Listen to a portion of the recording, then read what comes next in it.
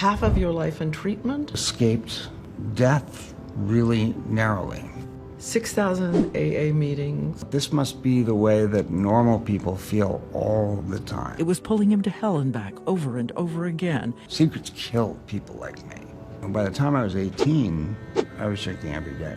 A lot of trouble with women, so it made it kind of difficult to go to work. I knew that I would never forgive myself if I messed this up. They said, "What are you doing? Why are you acting this way?" And that was a dark day for me. Matthew Perry revealed one of the biggest kept secrets in his latest interview with Diane Sawyer. He got into the dreadful and horrifying details of what it was like living with an addiction. Matthew's life-running addiction started when he was just 14 years old, and this then led him into a spiral out of control, and you'll never believe why.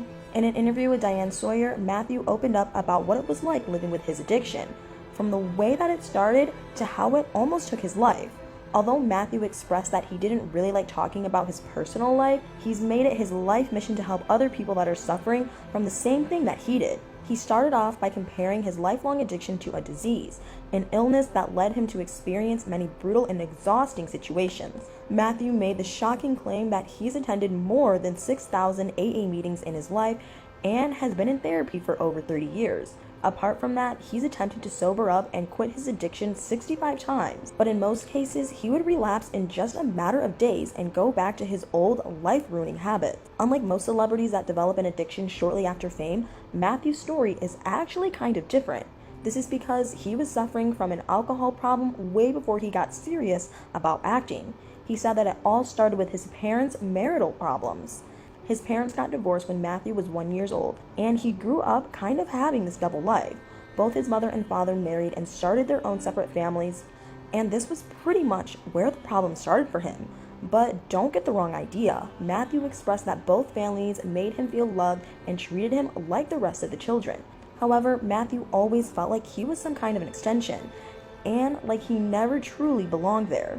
Then his teenage years came along, and this made him only feel worse and even more confused about his worth. Matthew explained that he vividly remembered the first time he drank. He stated that he was 14 years old and was at some type of party or get together with his friends. One friend brought wine with them, and Matthew didn't hesitate to pour a glass and try it out. After taking a few sips, he described the tipsiness as similar to feeling euphoric or heavenly.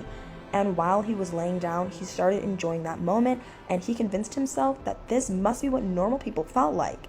It was these thoughts that eventually led him to try experience those feelings of euphoria for as long as possible. So as a teenager, Matthew drank whenever he would find the chance to. And as he got older, he realized that his friends knew when to stop drinking, but he was pretty much the opposite. Not only did he not stop drinking when he was out with his friends, but Matthew revealed that after he came home, he would continue drinking vodka until he passed out completely. He told Diana that he knew very well that he had a problem, but he decided to keep it a secret from his family because he knew they would only judge him and tell him to quit. However, hiding his problem only made things worse for him. Matthew became extremely lonely and even explained that his drinking problem impacted his dating life. He gave an insight into his life during his early 20s by saying that a usual day for him would be to lay on his couch, drink vodka, and watch movies. He would drink until he passed out, and he said that he would repeat the same cycle as soon as he woke up again. Without even realizing it, Matthew had lost track of time of what was happening around him. So he attempted to change. He thought it would be a great idea to pursue an acting career to keep him up on his feet and make him forget about alcohol once and for all. After a few years of landing some small acting gigs, Matthew found immediate success with his role of Chandler on Friends. At this point, he figured out that his drinking problems hadn't really changed, and in order not to miss a once-in-a-lifetime opportunity, Matthew promised himself that he would never drink while on set. He did manage to keep that promise to himself, but the moment that he left set, he would immediately grab something to drink. It's surprising, but Matthew would always arrive on time when shooting Friends. His acting was exceptional, and no one would have guessed that he had a drinking problem. But the truth was way different than what people saw on screens. For the most part, Matthew revealed that he was horribly hungover when acting in the famous American sitcom series. He continued hiding his drinking problem even after reaching the peak of his career. That was until he was confronted by his co-star Jennifer Aniston. She asked him if he had a drinking problem and if he was having a hard time. Matthew remembers that he was shocked when she approached him about his drinking. He thought he was hiding it so well, but Jennifer explained that she and the rest of the cast had smelled the alcohol on him for quite some time. Matthew felt like he wasn't in a position to quit and just left the confrontation at that, and it wouldn't take long until he started taking pills and other types of medication. He explained that this was the most horrible decision that he could have ever made, as it completely destroyed the next 3 years of his life.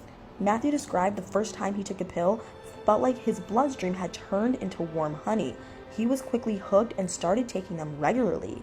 In the beginning, he convinced himself that he would start taking them in hopes of quitting his alcohol problem, but it didn't take long for him to start combining the two.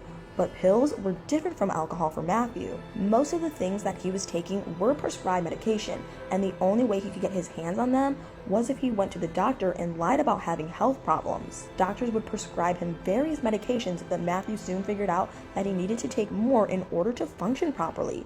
He recalled taking around 12 pills a day in the beginning, but since his body became used to it, Matthew needed to increase the dosage just to avoid getting withdrawal symptoms.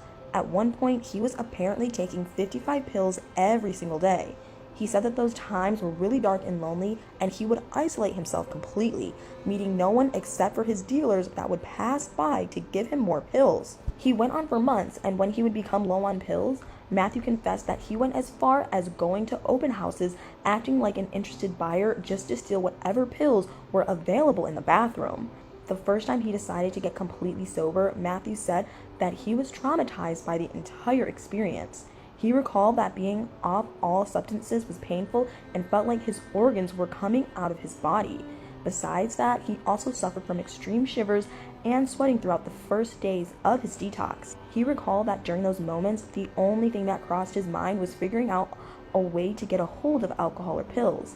But since he was under surveillance, he had no other option but to go through with it. During the interview, Matthew also took the chance to promote his memoir, saying that he explained his journey in greater detail in the book. Matthew stated that he believes that addiction cannot be overcome without help. So he's made it a mission in his life to hopefully reach out to people with the same struggles and help them take a step toward sobering up. He revealed that he is 18 months sober and had just become sober when The Reunion of Friends aired. Matthew said that after 15 rehab stays and a lot of pain, he's now determined to never fall back into his bad habits and let addiction control his life. He's definitely come a long way, and his story is a true eye-opener. But what do you guys think? Did you watch the interview? Were you surprised about what Matthew revealed? Let me know in the comments down below.